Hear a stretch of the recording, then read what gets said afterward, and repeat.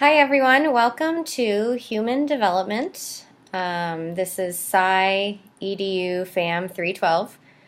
Just a quick note, if you email me, please include Sci 312 if that goes along with your major, or EDU 312 if you're an education major, or if you're a family studies major, you can write FAM 312. I'm teaching 3 online classes and 1 in-person class this round, so I want to be able to keep everyone straight and knowing which class they're in. A little bit about me. I am a licensed associate marriage and family therapist, and I'm closing in on finishing my hours, so hopefully I will be just a licensed marriage and family therapist soon. I work for Professional Counseling Associates, and I do both forensic, like court type work, as well as just family system work and couples and things like that. So I really like teaching this course. There's always something extra I learn along with you that helps inform that work. And I was an educator for about 13 years. I taught grades preschool through, 6th grade. I work with Young Life high school kids now, and I teach college. So I think the only age I'm missing out on is the 7th and 8th grade age for teaching, and then I get to teach you guys. So I love working with kids and families. That's a little bit about me, and I want to just kind of dive into what to expect this week, week 1. First of all, I cannot stress enough the importance of keeping up. I know there's a lot of information to read and quite a few assignments this week, but I want to make sure that you're on top of it, because students definitely struggle if they get behind, and some unfortunately don't pass. So I want to make sure that you pass the course and you pass it with the grade that you want. So just be careful to follow all the instructions for each assignment, and to check out the rubric for how you're graded for discussion questions. I believe that's in the first section that says, students, please start here. It should also be in your first discussion post. That's how I'll grade you. I'm pretty tough on grammar and plagiarism. So please make sure, even if you think you're writing something that you learned somewhere else, if you're using anything from the text or other sources, you need to include either an indirect citation with just the parentheses at the end with the author's name and year, or you need to put in direct quotes if you're directly quoting. So kind of the rule of thumb is, unless you're talking about the 4th of July as Independence Day, which is kind of common knowledge, then if it wasn't your idea or isn't a common body of knowledge, then it needs to be cited. I also asked for a reference at the bottom of each post and assignment as well. So each assignment will have a reminder about that. There are plagiarism videos and some free websites, bibme.org and Grammarly, which will actually check your assignments for you for grammar. So I advise you to take advantage of that so you don't miss out on having the grade you want because of grammatical errors. Let's see. Oh, and then if there is a discussion question with multiple questions or pieces to it, it's not a pick and choose. I'm literally looking for you to answer all parts of the question and to answer them thoroughly and showing that you have read the text.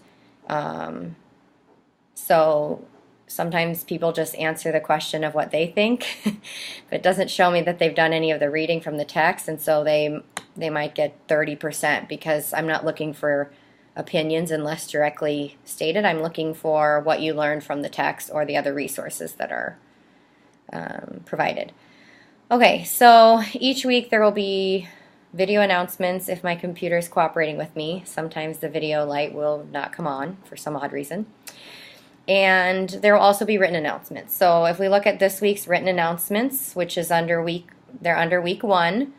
If you go to students, please click here, and then you go to week 1 written announcements, you'll see these. So our first objective for this week, we're going to be covering chapters 1 and 2 in your course text. And this is what your text should look like. It's the essentials of the lifespan development. If you have, this is the 5th edition. I think if you have the 4th edition, that will be fine too. This is basically the same information. The page numbers may be different if they're referenced in assignments though. Okay, so our first 2 chapters are called Introduction to Human Development and Biological Beginnings. And our first objective is to describe the developing person at different periods in the lifespan. recall important developmental concepts, and be able to recognize and apply these concepts in various situations, understand how learners grow and develop, while recognizing that patterns of learning and development may vary individually across cognitive, linguistic, social, emotional, and physical areas. So we're going to be talking a lot about the nature-nurture debate and how much each one impacts the other. We're going to be talking about things like epigenetics. For example, this person has the gene for, say, celiac, but it isn't activated. Does some kind of stress in the environment activate what's already written in their genetic code? So that's kind of epigenetics in a tiny nutshell. So like I said, you're going to read chapter 1 and 2 in the course. Please also note materials needed for success. This is extra information to help you, and you can use and quote this information in posts as long as you cite appropriately. But again, you need to include information from the text in your post. I'm not just looking for you to read these since they're already posted and just do that. Those are additional. You will answer discussion question 1 by Wednesday of each week by 11:50 p.m. And the system lets me know if you posted on time or not, so it'll have a little red color if it's late, and you do lose points for that. Based on how late it is how many points I'll take off. If it's 2 or 3 weeks late, I may even just give half credit because it really defeats the purpose of having an online community where others can post and respond with you. And on that note, participation is 40% of your grade. That includes posting the discussion post, but also having 3 replies to classmates throughout the week, and those are on different days of the week. So your second discussion question is due by Saturday, and each of these 2 discussion questions needs to be a 250 minimum each. And I recommend writing your answers in a Word document so you can see how many words they are, and then you can copy and paste them into the Canvas. I also recommend, if writing is an issue for you or an area where you've had professors tell you before that you need to work on it, I recommend pasting your post into Grammarly. It's a free site, and letting them help you with editing and punctuation and grammar so that you don't miss out on those points. It's only 5 points, but they add up quickly, and like I said, they're 40% of your grade. So if you want a specific grade, you're going to want to pay attention to that. So then the next thing you need to do each week is post your 3 responses to classmates on different days of the week. And you'll be forced to do this on at least 2 different days of the week because people won't post their discussion questions on the same day. But I believe you're supposed to post across 3 different days. So keep that in mind. If I notice all your posts are on the same days, I will dock some points just because the university requires me to. There should be a notary form for you to sign, I believe, unless they've changed that. So go ahead and do that. If for some reason I find out we're not doing that anymore, I'll let you know. But I believe we're still doing that. That's just, you need to take your notary form to a bank with like a driver's license and sign it in front of a notary. A lot of people just turn in their form signed by themselves and leave the notary part blank, but that's the whole point of the notary form, is that it was you in person at a specific day and time signing, and we're verifying that. And then this week you have assignment number 1 and assignment number 2 for week 1. And then on Monday I will be posting a PowerPoint presentation schedule. I want to wait to see who all's in the class before I do that and then have to redo it. The first week there will not be any PowerPoint presentations due. You'll be looking at my PowerPoint presentation for chapter 2, I believe, as the standard and criteria for your PowerPoint presentation. And there's also a rubric for the PowerPoint presentation, and I do go by that point by point, so you literally can earn the grade that you want. All right, so let's see what else I need to cover with you. You will have a midterm due on week 4 where you're basically creating a chart. Actually, I think I changed it. It's not a chart.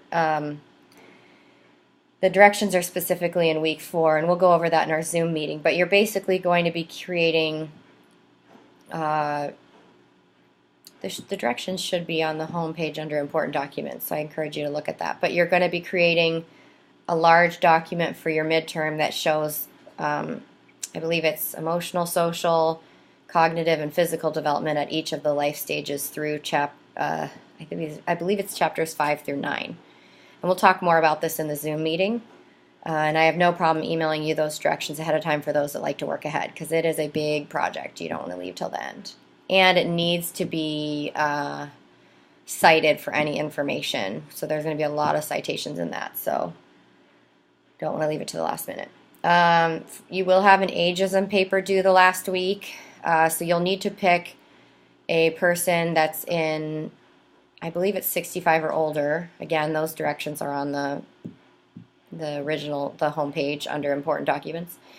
You'll be interviewing a person at the end, closer toward the end of life stages, and you'll be incorporating research on ageism and things like that. So, and we'll go over that at one of our Zoom meetings that'll be coming up.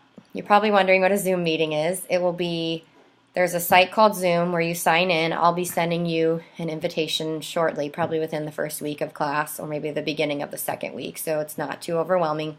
And those will be live sessions where I'll be talking with you and you'll be talking with me, and we'll be going over any questions you have. Those are 30 minutes. We offer them twice throughout the 8 weeks. And then please reach out to me by email if you have any questions or any family struggles, anything coming up. My policy, unless there's very extenuating circumstances, is not to extend an incomplete or extra time for assignments past the 8 weeks. I've done it in the past and it just hasn't worked out well for anybody. So students who pass this course stay up with the work each week. They don't wait. They don't get 2 or 3 or 4 weeks behind because it's only an 8-week course. And you're going to want to kind of be looking ahead at some of the big projects, and you want to be really good at planning stuff. Okay, also the last week of class you will have your final exam, which is for you to create an interactive game covering the rest, the second half of the course after you've done the midterm, the second half of the information. I'm not a big fan of multiple choice tests or that sort of thing. I think you do more learning when you're creating something. So you'll be creating a game, and I give plenty of ideas and websites for how to do that. So you definitely don't have to find that on your own, but it is wide open if you want to do a site that that I haven't listed, as long as it meets the criteria. So this course is a lot of work. It is fast-paced. I encourage you to read through everything on the homepage, the syllabus. I encourage you to keep a hard copy of the syllabus so that you are up to date on things. And we've gone a little bit over how long I wanted this to be because it's the first video. So let's just do a couple fun facts from this week's reading, or interesting facts, I should say.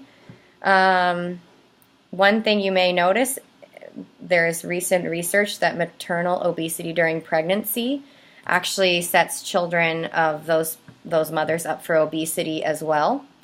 Cocaine use during pregnancy results in hyperactivity disorder, or is linked to it, I should say. Oppositional defiant disorder and post-traumatic stress disorder. Simultaneous exposure to environmental tobacco smoke and alcohol during pregnancy increase the offspring's risk of having ADHD, which is interesting because we're kind of in an era where marijuana is kind of like on par with beer as far as how common it is, but we're seeing it has detrimental effects, just like fetal alcohol syndrome in mothers who drink. Kangaroo care, which is where mothers and fathers place their naked newborn against their skin of their chest, so it's skin-to-skin contact, which is kangaroo care.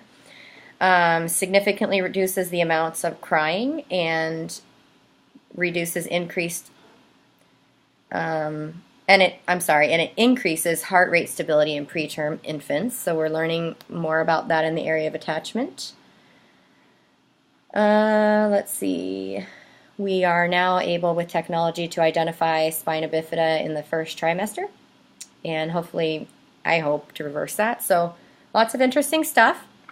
You also need to this week upload an introductory video. I forgot to mention that. So lots to do this week. I encourage you to get started as soon as possible and let me know if you have any questions. Welcome to class.